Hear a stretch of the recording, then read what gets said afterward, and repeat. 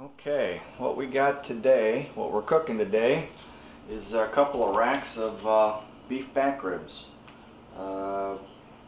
These are basically ribs without the ribeye. You know, what you're after is just the meat in the middle, in between. Clear off a little bit of fat, and these were on sale. So I picked up a couple racks, and we're going to give them a try. And we're going to start out by doing a little dry brining for a few hours today. Actually,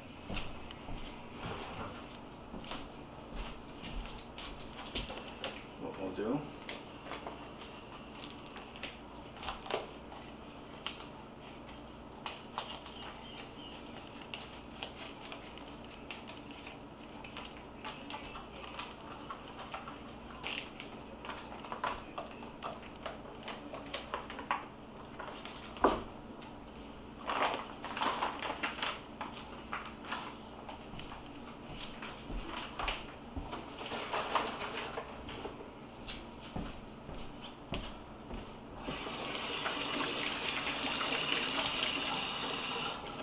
first thing we'll do is give them a little rinse.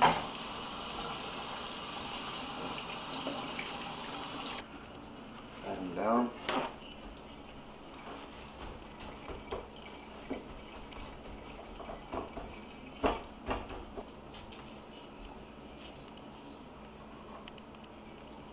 These are mostly all bones, so what you're going for is just the meat in between, which can be actually quite good. I've eaten them before, I just never cooked them before.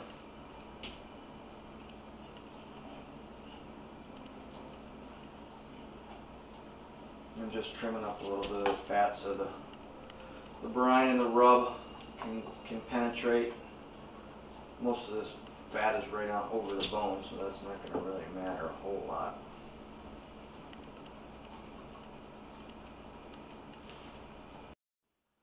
Okay. Now what we're going to do is cut these into sort of manageable sizes. 2, 4.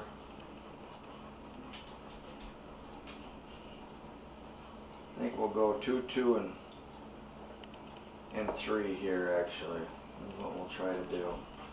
We'll center them up just so you can get a little bit more smoke around the meat, I think.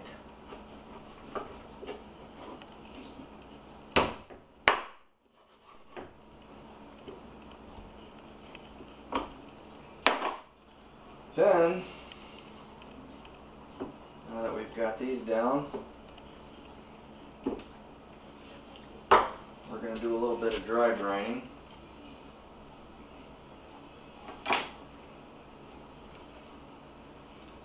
We'll actually wash my hands a little bit here.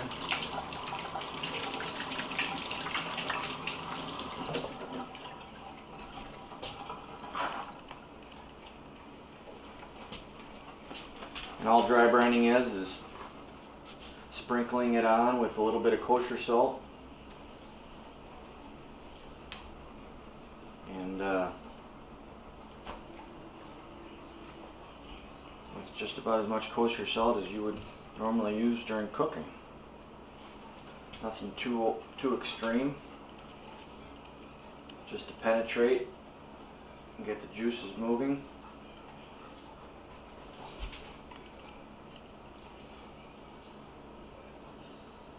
Now I couldn't get the membrane off the back, so rather than fight it all day, I think that'll be plenty. We'll just live with it. So we'll throw these in the refrigerator.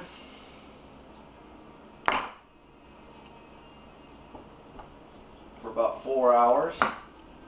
Actually, let's get some in there a little bit. And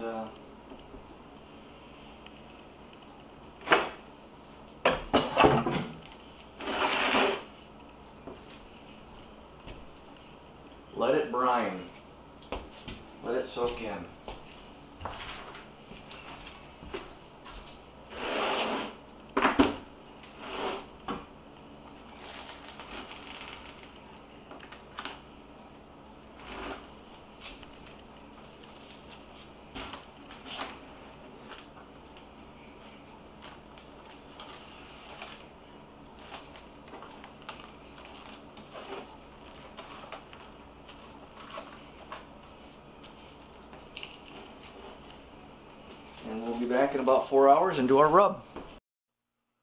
Okay, we've been dry brining the beef back ribs for, looks like we're going on about 4 hours here, so that should be about enough for us.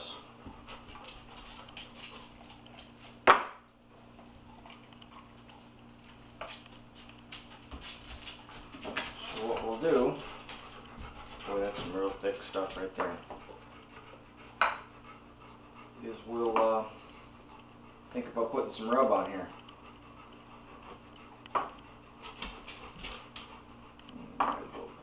Just like that. Alright, now what I got here is beef rub, which consists of coarse ground black pepper, onion powder, garlic powder, mustard, and some chili powder. You can find it, actually this is Meathead's Big Bad Beef Rub, I think they call it. So you can go on AmazingRibs.com and get his recipe, Meathead's recipe, but it's a fairly simple recipe. And this one contains no salt because we've dry brined it, so we don't want to double the salt. So we'll just, actually, what I need to do is take out the protector. Alright. And we'll just sprinkle that on there.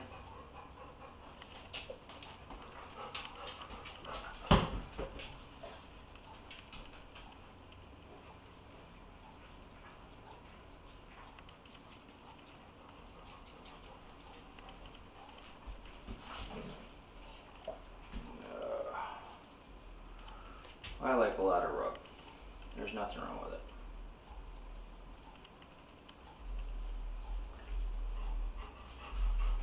The salt is what penetrates the meat. The rub just basically takes care of the outside, to be honest. Oh, this has got a little sugar in it too. Not much, because beef doesn't take well with sugar, but it does have sugar in it. So, and like I said, we've been doing this for about 4 hours, so brining it.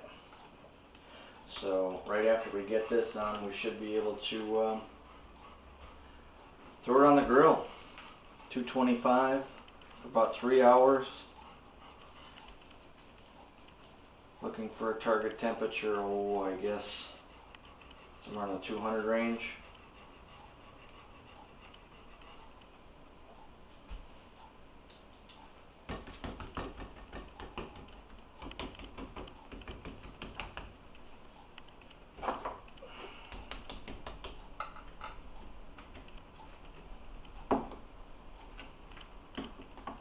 I'd have loved taking that membrane off, but it just fought me too much, so I just left it on. It is what it is, right? So anyways, the smoker is coming up to temperature here pretty soon, so we'll just throw these in here for now.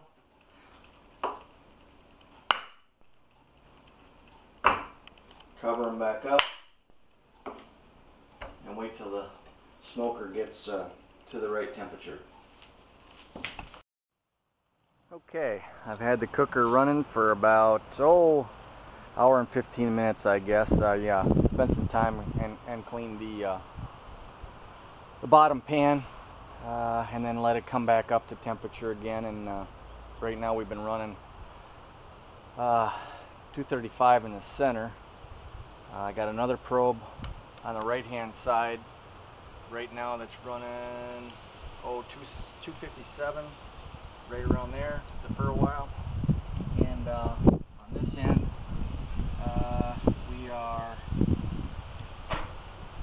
at somewhere around 210, 15. So as you can see, it's kind of it's cool on this end, but we got a nice bit of cold in there, so we're gonna throw our meat on.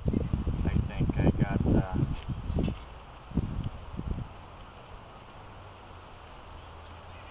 beef ribs, brined, rubbed. Got the top wrap out, so we'll just be cooking on the bottom today. And I'll probably put the thicker pieces closer to the firebox.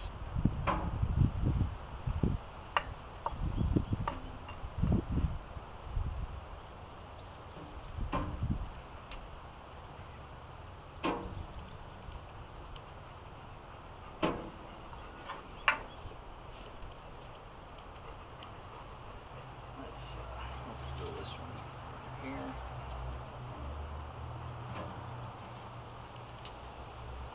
Throw this one here. Alrighty. Close her up. Start cooking. Wind's kind of playing havoc with me. It's coming out of one direction 1 minute and another direction the next. Sometimes it's coming this way, sometimes it's blowing back, so you just do the best you can.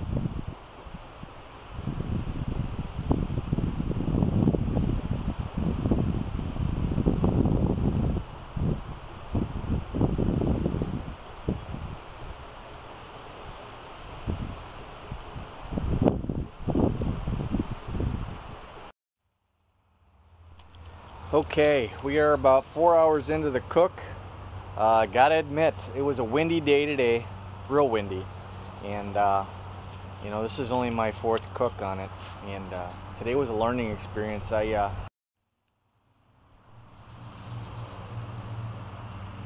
and like I said, today was a learning experience. It was really windy, and I had a heck of a time trying to maintain a steady temperature. I couldn't point the cooker in the right direction because the wind is actually coming from a different direction almost every minute, and it would cool down, and it would heat up, and it would cool down, and it would heat up, so I was playing with it. It never got too cold. I mean, we're talking it got down to 220, and it never got too hot. Never got really over 255, I don't think, but you can see what wind can do to you a little bit. So like I said, today was a learning experience, and again, we're 4 hours in, and we're going to take a look at what we got for our ribs.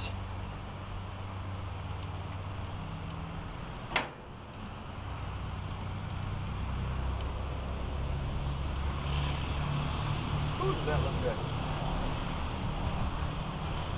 Looks good.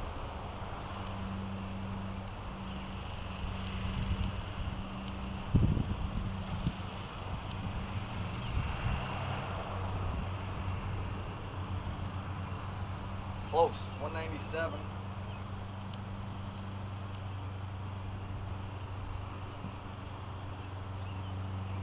$205. 204.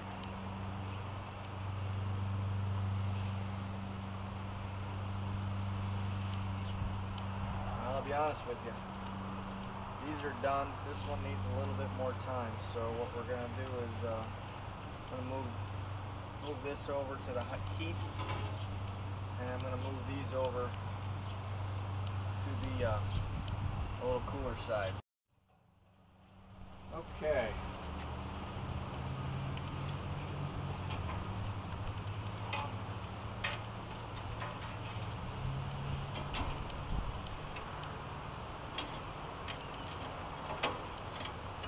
These are all about 203 degrees. That one's at about 197, so we're going to let that one cook up a little bit. And we got a little red wine mop, and this isn't for the ribs, this is for me. A little sweet red wine in a coffee mug. Gotta have something out here while you're waiting.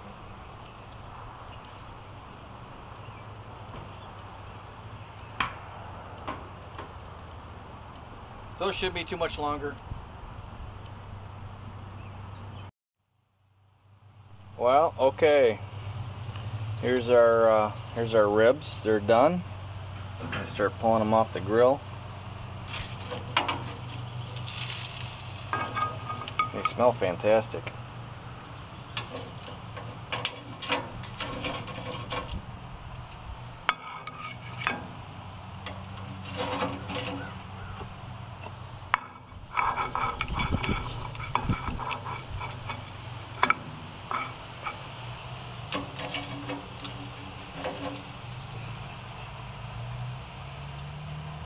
Ooh, does that look good?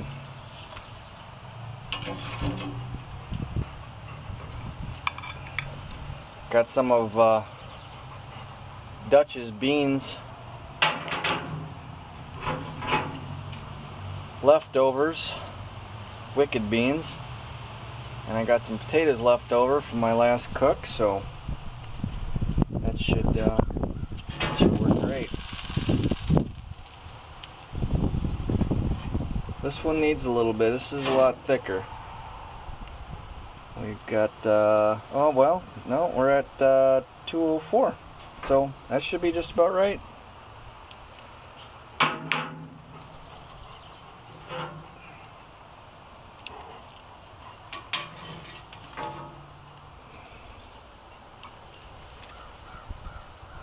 Unfortunately, I just learned a life lesson that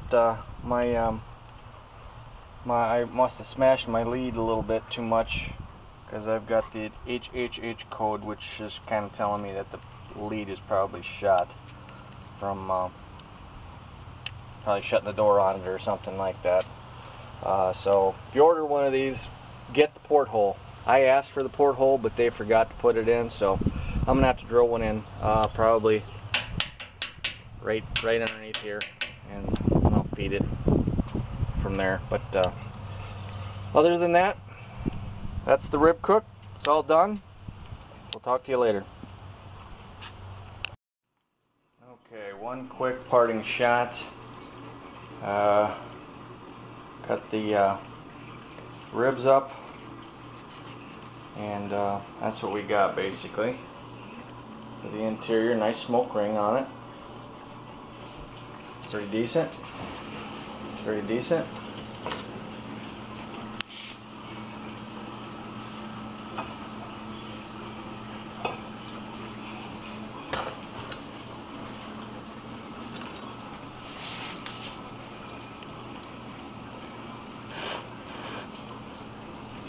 You have to excuse me, I'm trying to hold the camera with one hand and cut with the other.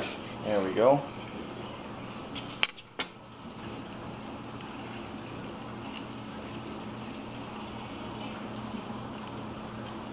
Nice. Nice. Can't wait to bite into them. I bet you they're going to be delicious. This is Kevin signing off.